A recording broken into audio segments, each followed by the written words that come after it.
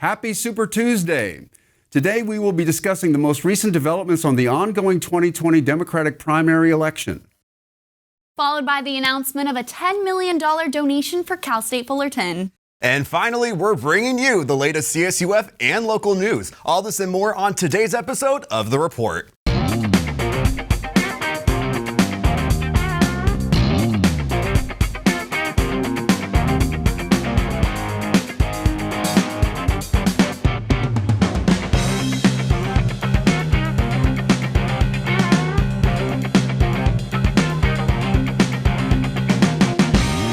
Hello, and welcome to The Report, Cal State Fullerton's premier source for news, views, and information. I'm Jefferson Denham. I'm Bree Eastlick. And I'm Ryan Matthey. And before we get started with our first hot topic, we'd like to invite you to be a part of the discussion. Follow us on Twitter at The Report CSUF to check out our polls, questions, and news updates. We are also very active on Instagram. Check out our Titan TV Instagram at Titan TV CSUF for behind-the-scenes footage, sneak peeks, and bonus content. Following our close watch on the ongoing Democratic Party's race to the presidential election, both Amy Klobuchar and Pete Buttigieg have tapped out of the Democratic race this past Sunday. With Super Tuesday leaving more than 1,300 delegates up for grabs, the pressure for the remaining candidates is on. For more on this story as of now, Super Tuesday at 2 p.m., we turn to CNN reporter Ryan Nobles.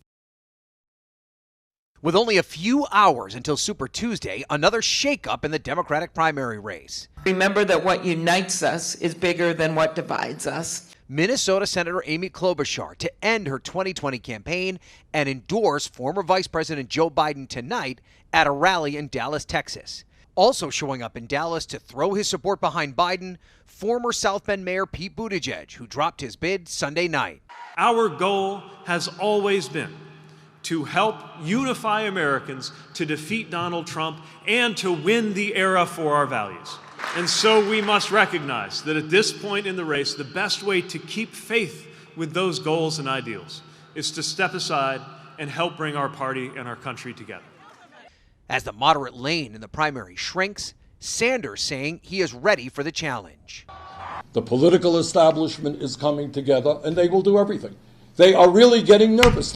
With 14 states and more than 1,300 delegates up for grabs, the 2020 contenders fanning out across the country today. Biden in Texas, Sanders making stops in Utah and Minnesota, Elizabeth Warren in California, and Mike Bloomberg in Virginia. So Jimmy Kimmel said, oh, great, we spent all this time learning Pete Buttigieg's name and now for nothing. For nothing. No, actually, that's not true. So, you know what Bree, I want to start with you, actually. What do you think about the other candidates who have dropped out, and let's say any other prominent Democrats that are now all throwing their support and towards Biden now?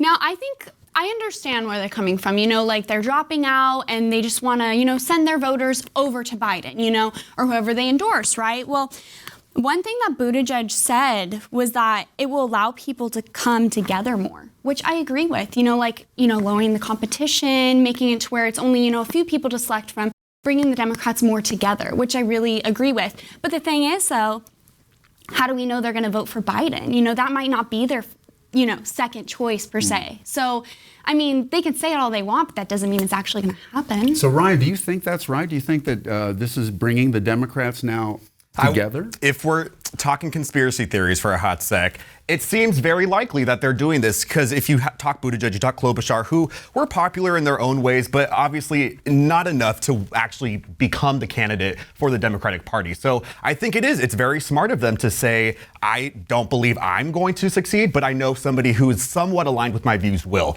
And so Biden, he's been in the presidency. He's been with Obama in a very popular time, I may say. So people are latching onto him just for that fact, just for the fact that he was with the Obama administration, which was very popular. What I say, or what is very important for these voters during Super Tuesday, is that each state has what's called a voter threshold, and they need at least 15% of the voters of that state to vote for them to get any sort of delegates. So let's say, we have the 5 technically, if you include Tulsi Gabbard, who, I don't. But, there are these other candidates who are running. They need to get at least 15% of the people of that state. And if they don't, it's given to those who did. So it's really interesting to see. Do we think Warren's going to be able to get that 15%? Do we think Bloomberg's going to be able to get that 15%? I don't know. Do you think that with all this talk about Joe Biden, do you think it's possibly like slowing down Bernie or, kind of the momentum? Yeah, Bernie has had this momentum from the beginning of this primary caucus season, and he seemed like the clear front runner. And here we are. Literally, I feel like this happened within days. As soon as Buttigieg and Klobuchar dropped, it was, oh my goodness. And also, you consider South Carolina, and Joe Biden had a landslide victory over there because of their base of primarily African American voters, which he's very popular with. And so it's really, again, are they going to get that 15%? It depends on the states and also who's backing them. You have O'Rourke, who is supporting Biden. Texas is a part of the Super Tuesday vote, and Texas has a lot of people. And so, people will probably vote for Biden just for the sole fact of who supports him. So I don't know who's going to win, honestly. And that's the thing about this whole thing. It's so unpredictable that I just have no idea. Yeah, well, definitely. today will be a very interesting day when we see the results. Well, we'll there's see. 1,344 delegates up for grabs, so anything's on the table right now. So, alrighty, let's move on. The Césars, the French equivalent to the Oscars, took an unexpected turn of events this weekend when Roman Polanski was named Best Director for An Officer and a Spy. This is a controversial choice for the French film industry after Polanski pleaded guilty in 1977 for sexually assaulting a minor in the U.S. Following his plea, he has remained a fugitive from the U.S. Justice Department. Following this announcement, many actresses stormed out of the event, including head figure of the French #MeToo movement, Adèle Haenel, who yelled "shame" on her way out. During the ceremony, protesters rallied outside with signs, some reading, quote, "No César for rapist," end quote. There were attempts of forced entry into the building, which law enforcement responded by pepper spraying those resisting conduct. Polanski declined CNN's interview request, stating concerns of activist threats against him. Despite the controversy, Polanski's film has been a great success with over 1 million tickets sold. Alrighty, now I would just like to say, I was reading up on this, right? Polanski was, he was not at the awards. He actually decided a few days before that he was not going to attend because of, quote, public lynching, the possibility of it.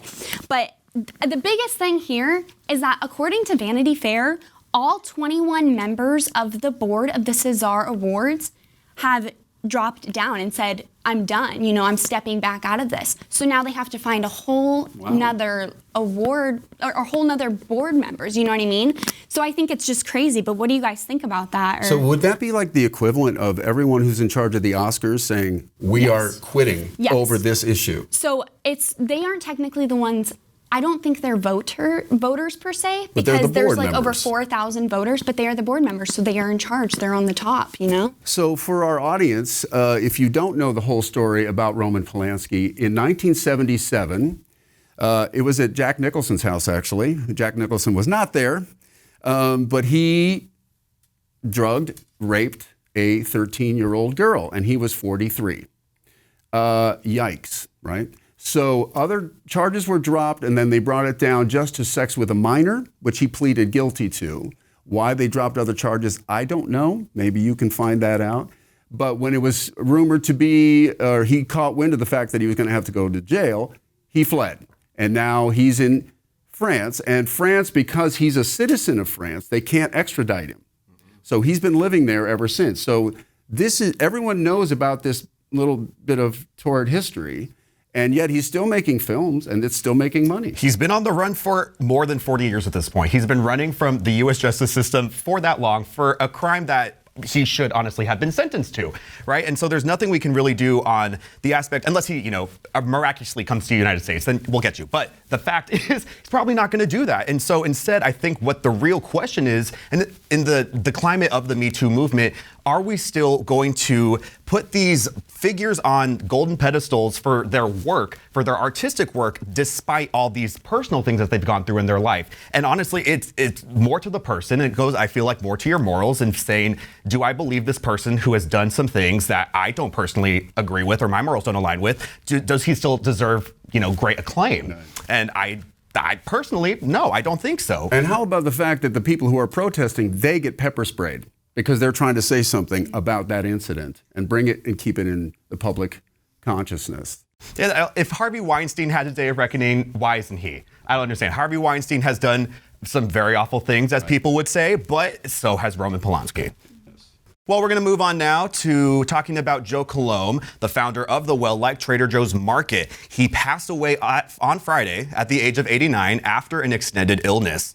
Opened in 1967, Colomb originally set out to select international foods and wines from his stock, pricing them at affordable costs, which developed Trader Joe's to become a national retail hit. The hit market is also known for their wholesome hourly wages and benefits for employees who work at over 500 stores across the United States today. In 2014, Colomb told the Los Angeles Times in an interview, quote, "The store was meant for overeducated and underpaid people, and that's why we have always had good press," end quote. It is no secret that Trader Joe's will continue to be a much-loved place in the loving memory of Joe Colomb.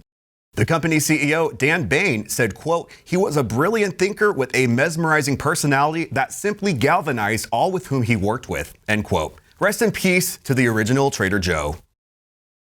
Nicholas and Lee Begovich, longtime supporters of Cal State Fullerton, recently donated $10 million worth in sports cars as a planned gift to the university. Their generous contribution is one of the largest donations given to the university in CSUF history. The announcement was revealed at a private event on February 29th. The news serves as a prelude to CSUF's first ever philanthropic campaign called It Takes a Titan, the campaign for Cal State Fullerton. The campaign, launching March 12th, is spearheaded by the donation of 15 post-war European sports cars that will eventually be sold by the university. President Fran Vergy says the Begoviches hold a close place for CSUF in their hearts, stating, quote, "They've been part of the Titan family for over 60 years since the university's beginning," end quote. As Titans ourselves, we want to thank the Begoviches for their selfless generosity and kindness towards our community. For both past and future Titans, thank you. Speaking of trending topics and some CSUF news, we're excited to announce our first collaboration with Instagram's The Trendy Titan for The Report, created by Brisa Cologne. The Trendy Titan for The Report aims to showcase amazing CSUF students and alumni as they reach higher and express themselves in unique and interesting ways. Our first segment showcases Shaylee Adams, a dancer and CSUF student. Check it out right here. Hello, my name is Brisa Cologne and you're watching Trendy Titan. Today I'm going to be interviewing Shaylee Adams. She is a second-year comm student here at Cal State Fullerton. She is a CSUF dance team alum and is also signed with a dancing agency. Let's hear her story.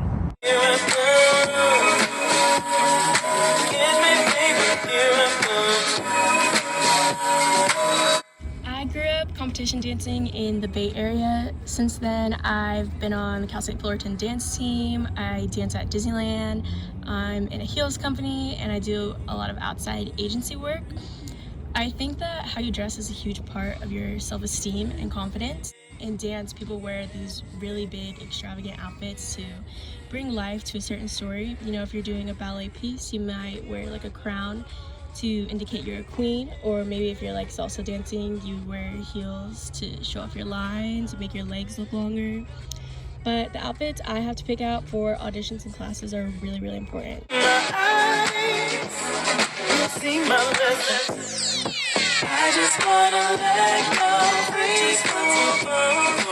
Similar to how people dress professionally for business, or if you dress formal for like a prom or wedding, it's really just about how you put yourself together.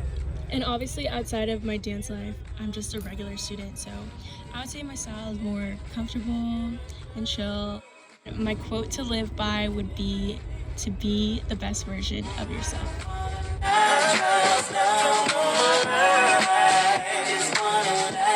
Hi, I'm Shaylee and you're watching Trendy Titan.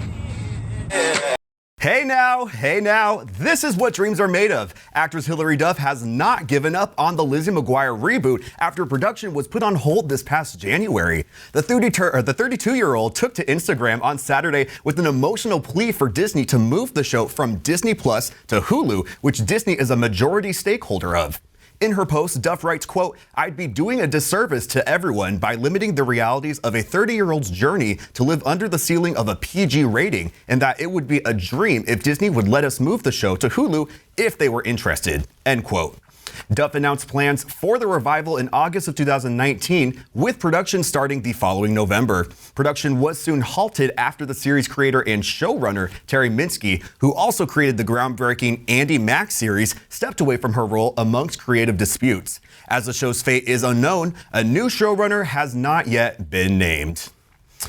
If you want to talk about the juice story of the week, this has to be it. This is Hillary Duff. You can do no wrong in my eyes. And in our pollers' eyes, may I say, for the poll that we had on our official Twitter account at the Report CSUF, overwhelmingly, most of our voters said yes, that there is no problem with Lizzie McGuire posting to her 14.7 million followers that she wants her show to be moved, right? Very, very strong and confident move of her, may I say, because if you want to talk maybe a few years ago, when we didn't have this culture of reboots happening like literally every other corner, people would say, you know, that's an actress, like, know your place. You are only there just to act, not to, like, you know, create these movements or have these giant corporations do something in your favor. I think with the times, especially with social media, that's kind of, it comes with the game now. You have to expect these big name celebrities to do this because they have such a following. Do you guys think the same? Absolutely. I mean, she's grown up with this character. She made this character that all of us love and like will always remember for the rest of our lives, you know? And it's not like this is the first time a celebrity has like stated something out on social media before. So people that are reacting like,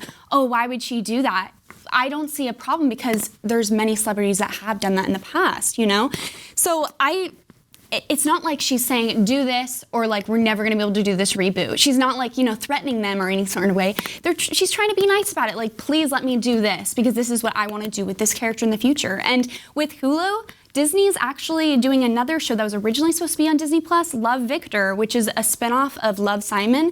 They moved it over to Hulu because of alcohol, other things that are inside of the show. So, I mean, they should give it a shot. I mean, if it doesn't work, then just, you know, end it after a season. Well, I love you both, and you probably are not going to love me when I say I think that this is kind of like watching two millionaires fight over where the cabana goes. This has really nothing to do with the real world, in my humble opinion. I love Lizzie McGuire, by the way, the show. I thought, and I've seen the movie, you were asking me. Yes, I have. Okay, I'm still a fan of Lizzie McGuire. I'm still a fan of Hillary Duff, but not so much a fan of this fight. Actually, here is something I am a big fan of, a big heart for tiny babies. That is how the Atlanta Journal-Constitution described this Girl Scout. 14-year-old Anushka Talwar was born at 27 weeks at just 2.2 pounds and has since shed all ill effects from her premature birth. As a Girl Scout, she took on a service project setting up libraries in Atlanta neonatal care units so parents can read to their premature babies. She told the Atlanta Journal-Constitution that her father would read to her when she was in an incubator as a way to bond with her without any physical affection. The service project has earned her a Silver Award, which is the second highest honor a Girl Scout can receive. I have to say, this is wonderful and heartwarming. And it kind of goes along a theory I have that if you've been through some kind of trauma, it gives you tremendous empathy for anyone else who might be in that situation. Good on you, girl. Give her the highest award. Please give her the highest award. Yes, we will start a campaign. And with that, that's all the time we have today on The Report. Have a great week, everyone, and stay tuned for more news, views, and information. I'm Jefferson Denham. I'm Ryan Matthew. And I'm Bree Eastlick. Stay fresh, Fullerton.